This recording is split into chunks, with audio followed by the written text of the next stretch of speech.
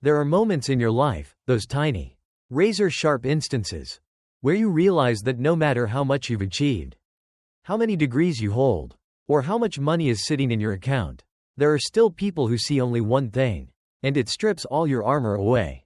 And for me, that moment happened exactly 13 minutes before closing time on a Friday. Right in the marble-lined, supposedly pristine lobby of Ascend Global Bank in downtown Charleston.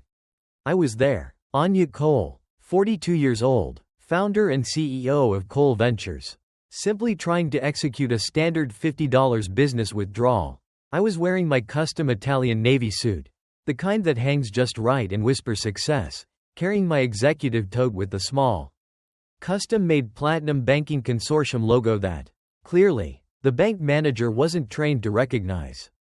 The guy's name was Garrett Vance, and he didn't just slide my withdrawal slip back across the counter, he flicked it. He flicked it like it was a piece of trash, and the paper actually hit my chest before it floated down to the floor, settling right on that cold, polished marble. I remember the silence, that thick, humid silence of the South Carolina afternoon, and then his voice.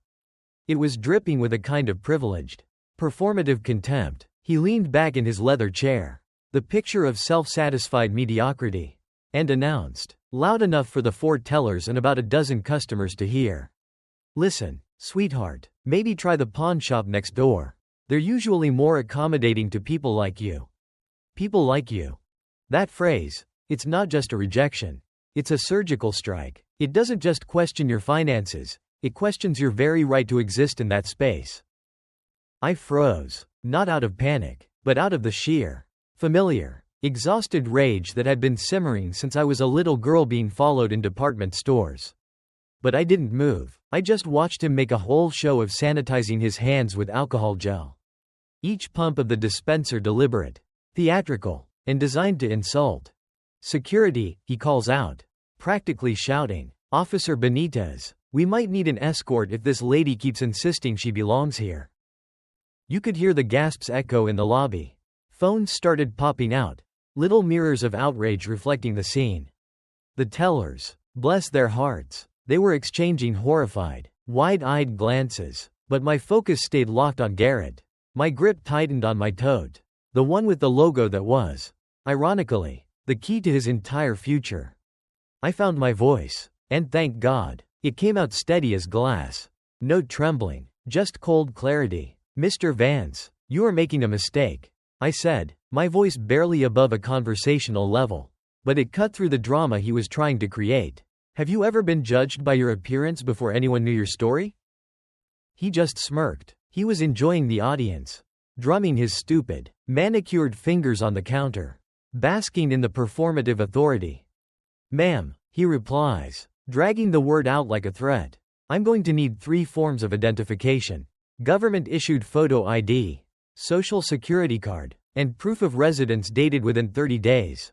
For a withdrawal from my own business account," I repeated, making sure everyone heard the irony. He just shrugged. "Standard protocol for suspicious transactions," he emphasized, and I could feel those words land. I heard a couple of older, white patrons behind me nod in agreement.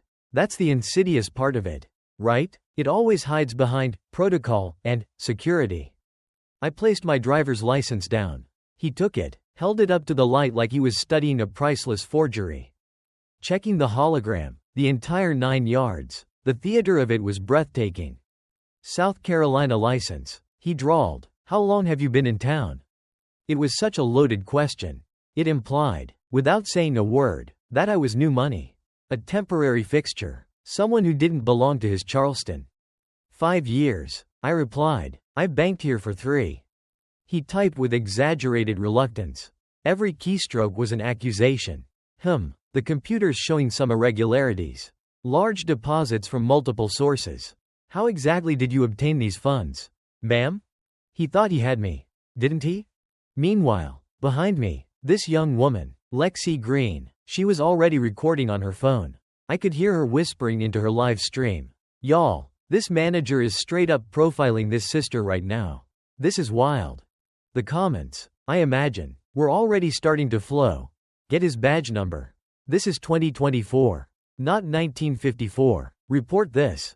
Simone Davis, one of the tellers, the only black woman working the line that day. She was watching from Station 2. Her face a mask of discomfort.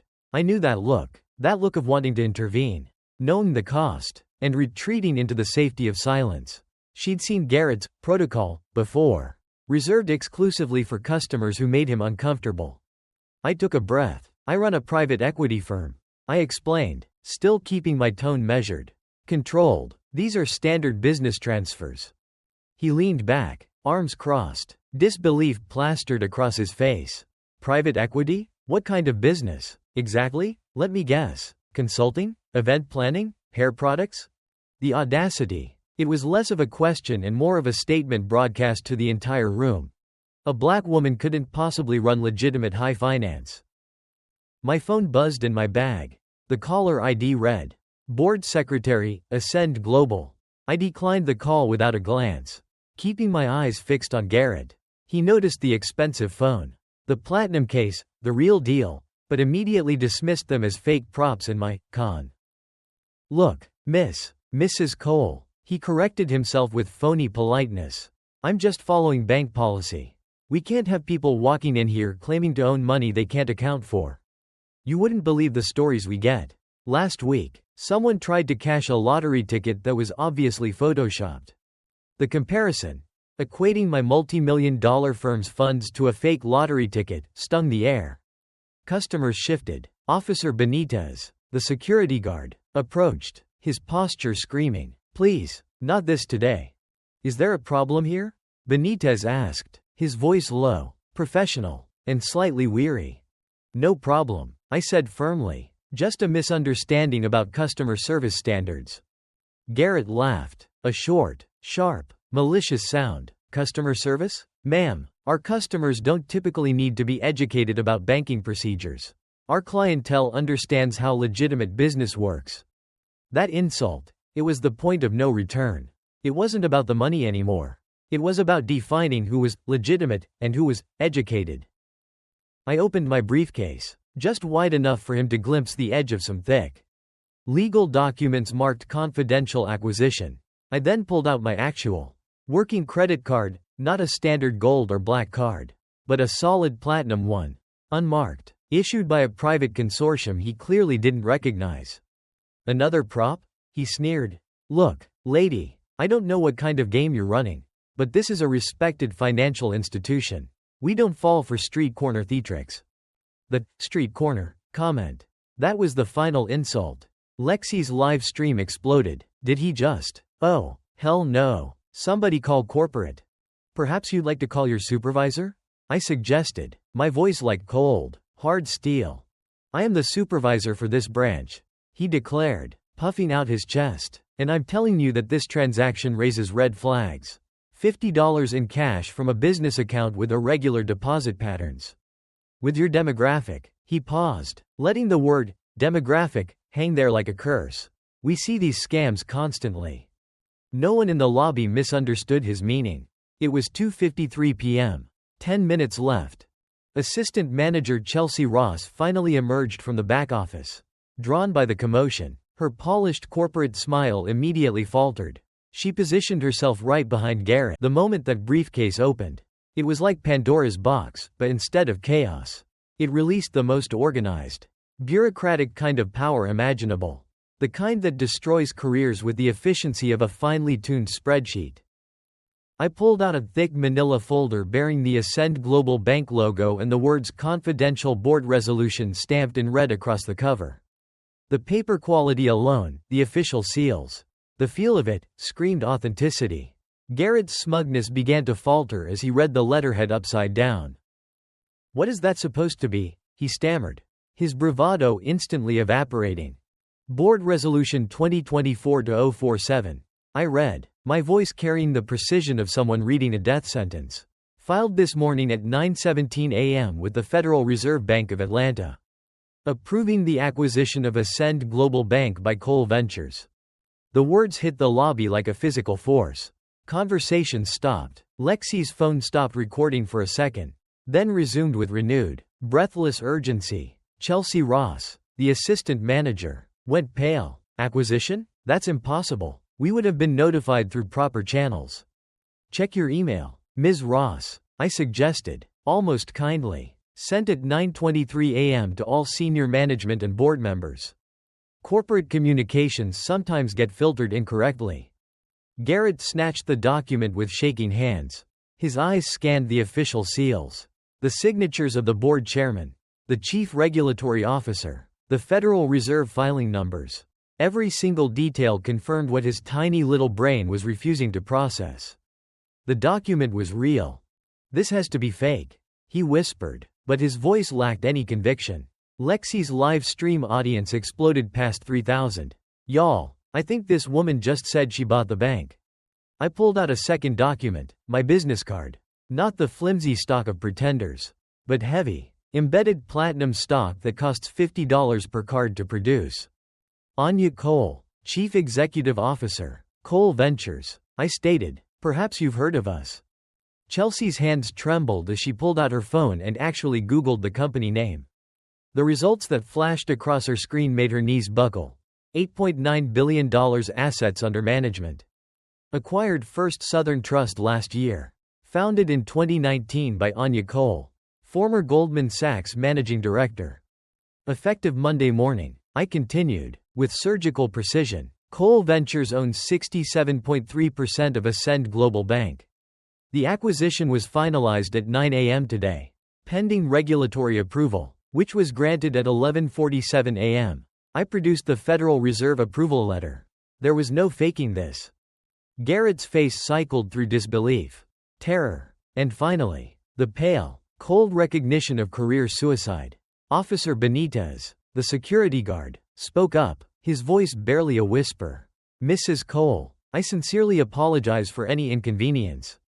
No need to apologize, Officer Benitez, I told him, making sure everyone heard the distinction. You conducted yourself professionally throughout this interaction. Your behavior today will be noted positively in my report to Chief Rodriguez. Benitez visibly relaxed. He dodged a bullet. Garrett, however, hadn't. But this is impossible, Chelsea stammered, panicking. We would have had board meetings. Due diligence procedures. We did, I interrupted. 17 board meetings over 6 months. Due diligence completed by Ernst & Young at a cost of $2.3 million. I produced a timeline thicker than a phone book. Here's the complete implementation schedule. You'll notice your name appears in several sections. Ms. Ross. Garrett finally found his voice, which came out as a pathetic croak. Mrs. Cole, I had absolutely no idea about any of this. This is all a terrible misunderstanding. Mr. Vance. My interruption cut him down like a scalpel. In the past 13 minutes, you've accused me of fraud, questioned my intelligence, suggested I belong at a pawn shop, compared me to street corner scammers, and attempted to have me arrested for trying to access my own money. Which specific part was the misunderstanding? The question hung in the air like a hangman's noose. I was just following standard security protocol, he pleaded. Whose protocol exactly? I opened another folder, containing printouts of Ascend Global's official customer service policies, highlighted with my legal annotations. Section 4.2.2 of your own manual states that withdrawal requests under $100 require only standard identification and account verification. Which part of my South Carolina driver's license was insufficient for your standards? He gasped for air, unable to speak. Section 7.1 explicitly prohibits discriminatory treatment based on race, ethnicity, gender, or perceived economic status. I continued, my voice conversational, yet filling the room like rolling thunder. Section 12.4 requires all managers to treat customers with dignity and respect regardless of personal assumptions. Today, Mr. Vance, you violated company policy 17 times in 13 minutes. I counted each violation with timestamps. I produced the McKinsey Consulting Report. Customer satisfaction scores 34% below system average. Minority customer retention rates 45% below system average. Employee satisfaction 52% below system average. Your branch ranks dead last in every single customer service metric we track.